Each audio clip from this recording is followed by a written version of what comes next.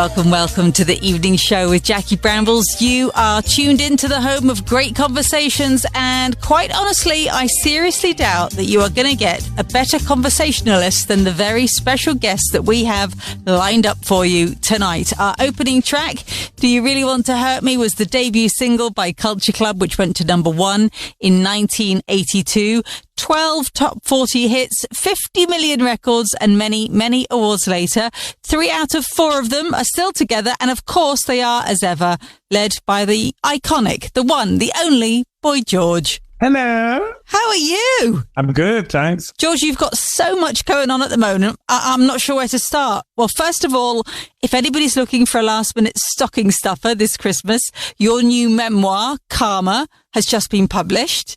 You're also currently in the UK touring the country as part of this ensemble pantomime of Peter Pan, which is very high-tech, isn't it? But still a traditional panto with you cast rather perfectly, I feel, as the villain, playing Captain Hook. I love doing Captain Hook. I mean, I didn't know I loved it till I did it. But once you go on stage and the kids start booing you, it's just heaven. And then almost straight off the bat, in the new year, you are Broadway bound to join the cast of the musical Moulin Rouge. It's been almost 20 years since you trod the boards in New York City. And although I know Culture Club spends a lot of time in the States, how do you think that it's changed culturally over the last 2-3 decades? I mean, I think that what we have now is everyone's exposed. We have the internet. So now we know that, like when I was first starting out, you know, even I used to believe there were like 10 attractive people in the world and they were all in the Face or Vogue. Yeah. Now we realize with the internet, there's millions of people. There's millions of LGBTQI+, different cultures. Everything is out there and we're overwhelmed. And I think that's caused this huge panic, you know, because in the old days, if you saw someone like me on TV and you were very upset, you had to write to the newspaper and they might print your letter. Now all you have to do is press the button and say something horrible. And I think we're not good with, like taking space before we react to things. And I think that's really kind of the difference, that people feel like they know more about you. But I think for me personally, it's about reading the room. I think I've always picked up on what's going on culturally.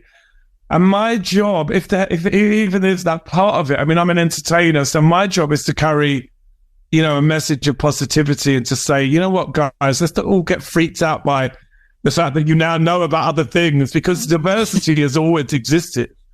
Diversity isn't new. It's just exposure to diversity is overwhelming. Yes. And so people are under pressure to be more outrageous, to say provocative things, because everybody thinks they're an activist. The most powerful thing you can do is you know, I always say to myself, it's about how I treat people. Yeah. It's about what I say to people. It's about what I do day to day, you know, because the world politics, I can't necessarily control, but I can control what I do as I'm walking around. And as I say, I've never really needed to be woke up because I was never sleeping.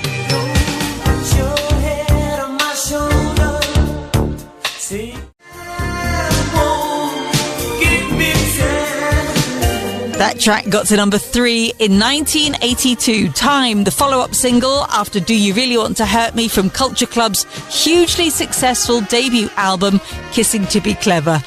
Right, George, let's go back to the mists of time, as we're inclined to do for our great conversation, as you know, to way before Culture Club was even a twinkle in your eye. Let's go to a really tender age, before you knew your own mind musically. What sorts of music would you have been absorbing around you by osmosis?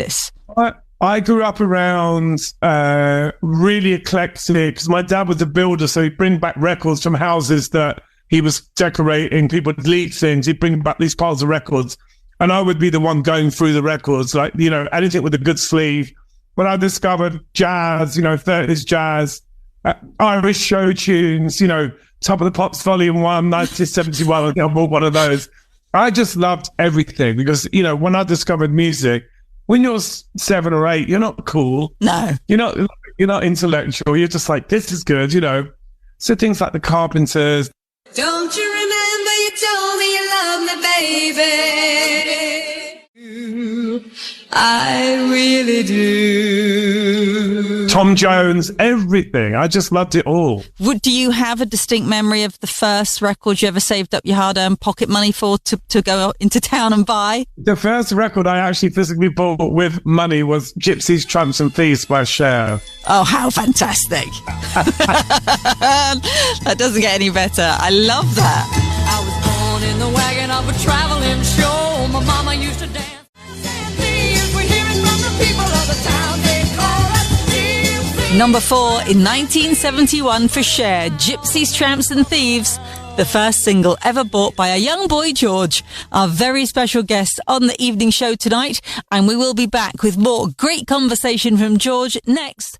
Welcome back to the evening show with Jackie Brambles. It's just you, me, and the delightful living legend that is Boy George, all getting cozy for tonight's great conversation.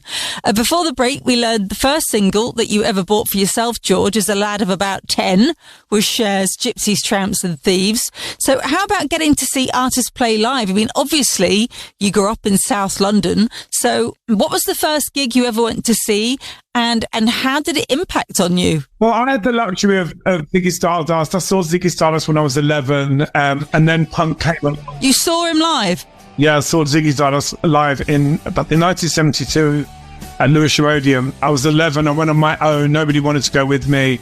It was a life-changing moment for me because I was like, there's other people like me in the world. You know, it's like, I'm not alone. There's other people. And so that kind of expanded my universe in a funny sort of way. You know, I was like, always dreamt of leading that bohemian lifestyle that Bowie allegedly had in the 70s. Yeah, you know, yeah.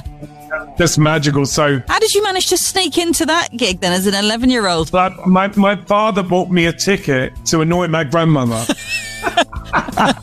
Because my grandmother was really against me going, and my dad, to defy my grandmother, bought me a ticket. God bless the family dysfunction.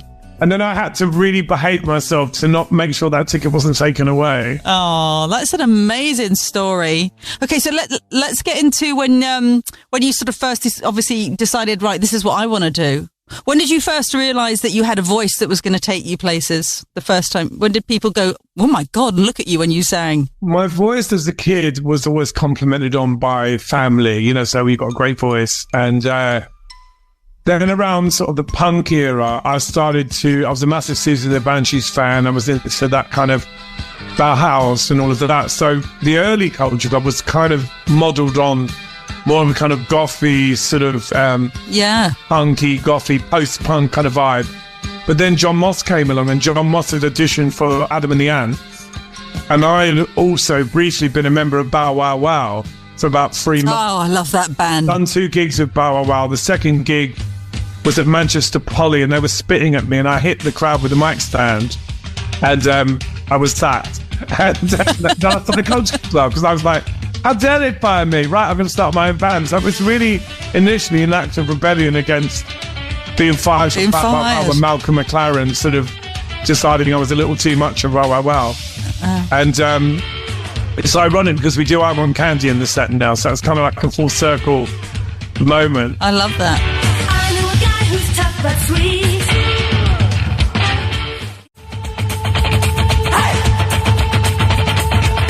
Number 9 in 1982, I Want Candy from Bow Wow Wow. Of course, Annabella Lewin was a guest on our show a couple of months ago. Lovely lady. And Boy George, our special guest tonight, was briefly in that band before he clapped back, quite literally, with a mic stand at a rather boisterous gig. So, okay, you're sacked by Malcolm McLaren. You leave Bow Wow Wow and then form Culture Club. Early Culture Club sound was very Bow Wow Wow. If you listen to Kissing to Be Clever, there's a lot of the sort of Burundi beat drums. But then because of the different personalities in Culture Club, it sort of developed its own unique sound because everybody was into such eclectic things. And that was very much a 70s sound, you know, which was everything. You know, I mean, basically everything you love it sounds like something else. It's like food that you eat. It's the same thing. Art. There's a familiarity in great things. And I think we've always been very sort of like respectful to the kind of craft of songwriting, has to have a good hook, has to have a message, you've got to say something. It's no good just writing a song about nothing. Of course. So I write about me. I love all the stories from back then and that time. We had Rusty Egan on the show a little while ago, and that sort of, there was a real creative, eclectic buzz, it seems, you know, just before we knew who Culture Club was, when you were sort of trying to break through. Who were your contemporaries sort of to the left and right of you, who were either slightly in front of you and that was annoying, or, you know, nipping at your heels? Visage, obviously. Steve Strange had the hit with Fade to Grey, which was, you know, I think a seminal record, and still sounds quite unusual now. When you play it back, it's got its own personality. Yeah.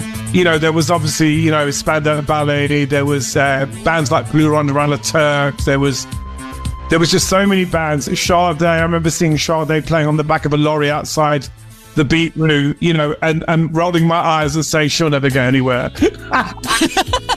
You know, just so competitive, so wrong, so jealous. But I look back at it with a lot of fondness. Your love is king, crown you in my heart, crying out for more. Your Love is King, Sade's debut single, got to number 6 in 1984 from her phenomenally successful album Diamond Life. So she literally fell off the back of that lorry. You saw her performing on George, and into the charts a couple of years after Culture Club. So she did okay, despite your predictions. Back then, did you all have a master plan in the early days? Was world domination in pop music the goal from the get-go? I don't think that we thought about that, though. You know, to sit and, you know, as I say, it was like, oh, we're going to make an album. Oh my God, we're going to get signed a record deal. It was very much living in the moment, not really sort of having, because everyone in our business is winging it. Right. Nobody knows what they're doing. That's what the music business is. It's chaos. It's like, yeah. Sorry to say this, but it's run by people who just don't know what they're talking about. It's run by people who've never made records, and they're telling you what sort of records you should make. I feel like at this point, for me personally, I've got my own label. I live outside the music business. Yeah. I'm able to kind of just do what I want. And I think, you know, if I've got a mission, it's to transcend the idea that I have of myself. Right. And also maybe transcend the ideas that people have of me as well. And that's an interesting challenge, because people are so stuck on the past. And of course, as a band, you know, as Culture Club, I have to kind of manage the nostalgia with the present. And it's always an interesting wrestle, you know, but I feel like we're there and we're closer than we were. I mean, it's lovely that, you know, the majority of the band is together and speaking every night to bands who have had one sort of lawsuit or another against each other, or broken up, or had a reunion, or, you know, had a bit of a turnover in terms of who the members are. I mean, it's just life, isn't it? It's just like a family, really. If you put it on a 30 or 40 year trajectory, it's going to have its ups and downs. Well, imagine if William and Harry were like the Oasis brothers, you know. That's really what it is, you know. It's like, oh, that's a great parallel. I love that. You're kind of, which one's which? I think Harry's Liam, isn't he? That's a difficult one. I'll leave that to you. Either way, someone's going to be upset. But that's true. It's that thing of, you know, once you understand, like, you know, bands are, everyone's their own person. Everyone's got their own grudges and frustrations, and it's about learning to communicate. I think it's really interesting that you learn to kind of go, okay, well, I can seduce, you know, it's what I do to an audience. I have to do the same thing to the band. I've got to convince them they want to do something, even if they don't. And, you know, looking at it as a kind of fun thing rather than as a kind of fight. I think earlier, back in the day, I was definitely more of a sort of dictator. And now I'm a bit like, okay, well, how do I get this to happen? Because you need everyone in the band to be into the idea it can't work. You know, if everyone's like doing it half-hearted, you've all got to be on the same page energetically, and you've all got to want to be there, and you know, so that's really important. And when I was younger, I never thought about that. What do you mean? I'm feeling.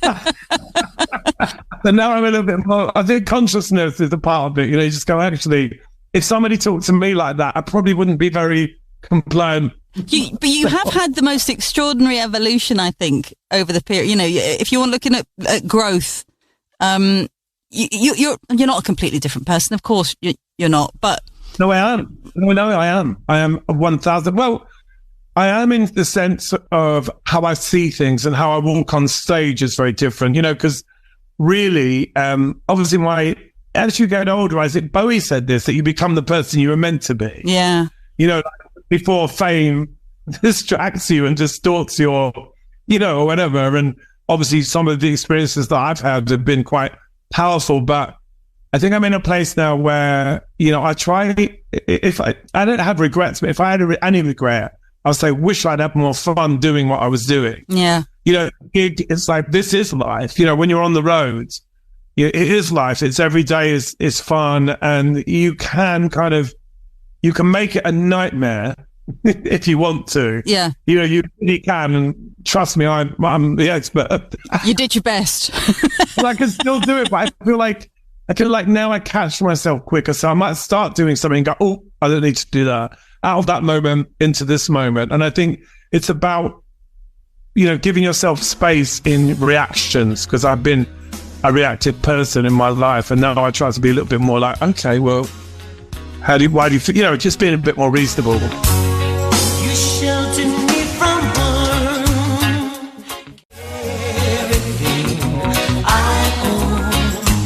Everything I Own from 1987, George's debut solo single, which got to number 1. And we will be back with more from tonight's very special guest for our great conversation, Boy George, next.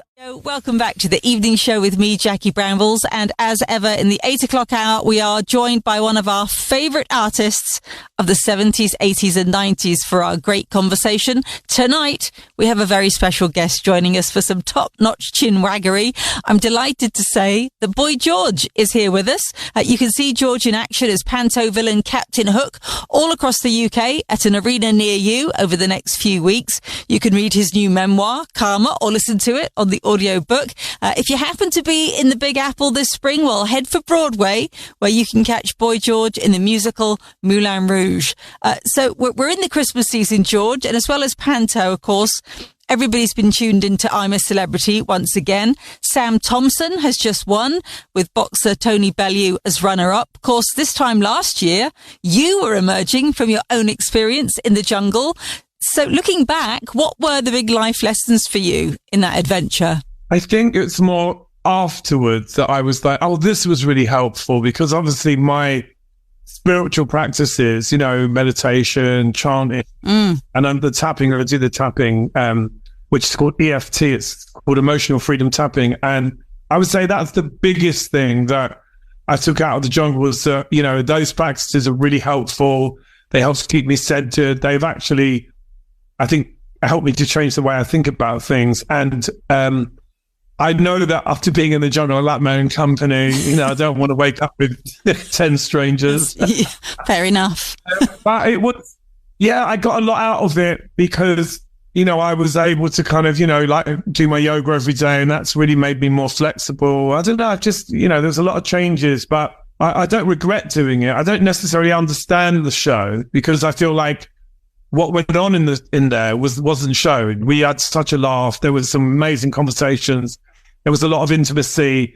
When I came out, a lot of the partners were like, do you know who I am? And I was like, oh yeah, I know who you are. I know how you met. Yeah. I know, you know, what you're like as a person.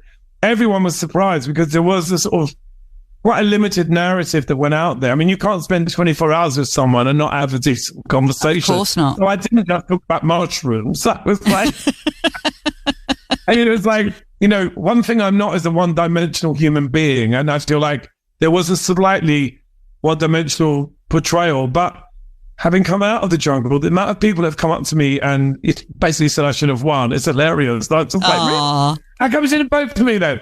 But, you know, I think people have been so lovely to me, you know, because obviously coming out of the jungle, I was on TV for 2 weeks with no makeup on. So I'm instantly recognizable. It would be easier for me to go out like this. Yeah. So I'm wandering down the street and people are coming up to me, and, you know, I have to say, people are just lovely. It's like really surprising, because, you know, what you read in the Daily Mail, you think, oh my God, is that what people think I am? And then you meet people face to face and they're lovely, you know, and people are like, oh, I really loved you in there. You were really honest and you were funny, and, you know, you didn't pretend to be something you weren't. And, you know, that would have been too much hard work. Of course. That's about it, all out and then deal with it. And that's what I do in life, you know.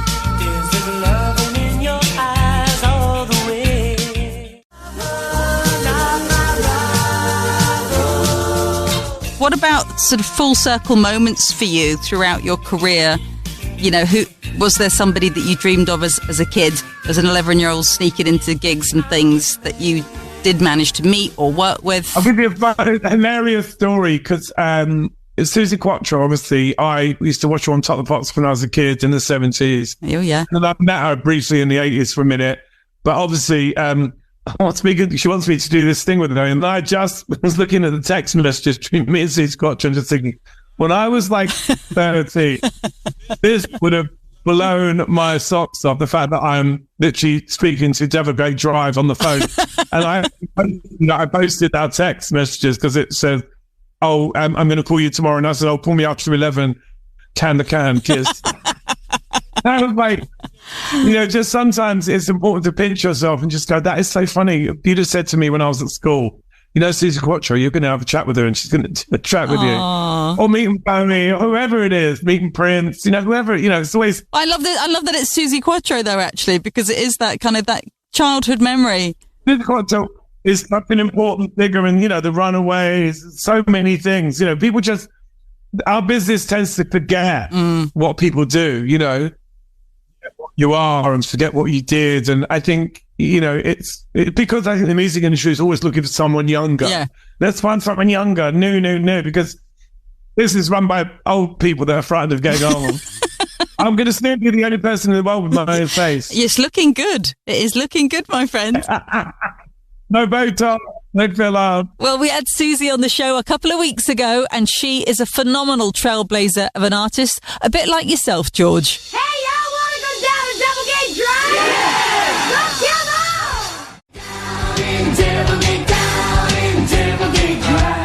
Susie Quattro, Devilgate Drive, number one in 1974, when a young George O'Dowd was a 13-year-old crushing on cool Susie Q. Final question then, George, is one we ask for everyone. It's not as ridiculous as asking you to name a favourite song, but I would like you to think about a particular song that you go to when you're in a particular mood, or you want to reach a particular mood, whether that's you want to be comforted or uplifted or inspired or throw in a pity party for yourself. There are caveats. Can't be an obscure album track because we're the greatest hits of the 70s, 80s and 90s. I think, no, if you mean one of my songs or someone else's, it'll be someone else's song. It wouldn't be mine. I mean, because I would want to write about that experience. If I was feeling those things, I'd want to write something new. But the song I go to when I really want to get aroused is People Have the Power by Patti Smith, which is just such a powerful song.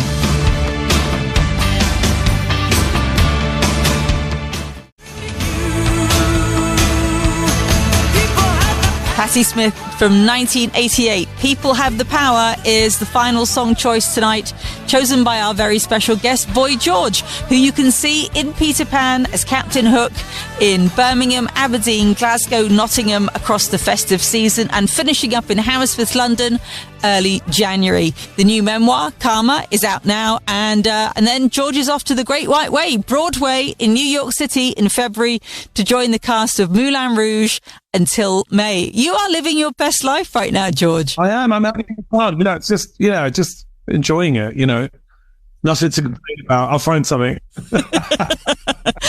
Lovely to talk to you, George. See you later. Boy George, talk about adding value. What a fantastic, great conversation.